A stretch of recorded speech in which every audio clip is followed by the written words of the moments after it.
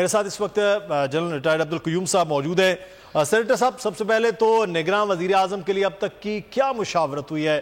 وزیر اعظم شہباز شریف اور آصف علی زرداری کے درمیان ملاقات کا بھی امکان ہے۔ دونوں جماعتوں میں کس بات پر اختلاف ہے نگراں وزیر اعظم کے معاملے کو لے کر، الیکشن کے معاملات کو لے کر؟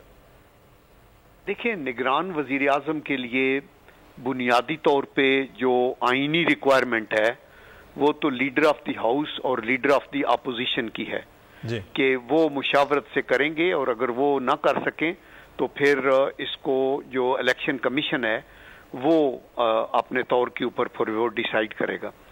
تو لیکن چونکہ یہ حکومت پی ڈی ایم کی ہے، اس لیے لیڈر آف دی ہاؤس ایک پارٹی کا نہیں ہے، مسلم لیگ نون کا نہیں ہے، صرف لیڈر آف دی ہاؤس ساری پارٹیز کے ساتھ ہے، تو اس لیے مشاورت بنتی ہے۔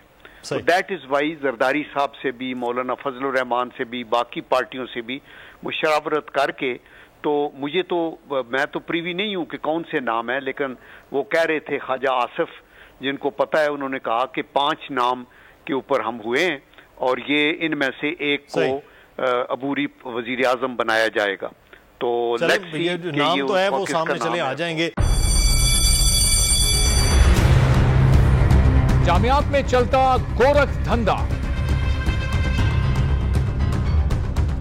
نوجوانوں کے مستقبل سے کھیلنے والی کالی بھیڑوں کے آگے حکومت اور انتظامیہ مکمل بے بس۔ مستقبل کے معماروں کے تحفظ کے لیے بول نے اٹھائی آواز، صحافتی فرائض کو نبھاتے ہوئے پہنچائی ہر خبر عوام تک، بڑے اسکینڈل سے جڑے تمام حقائق رکھے عوام کے سامنے، کیونکہ بول ہے پاکستان کا نمبر 1 نیوز چینل۔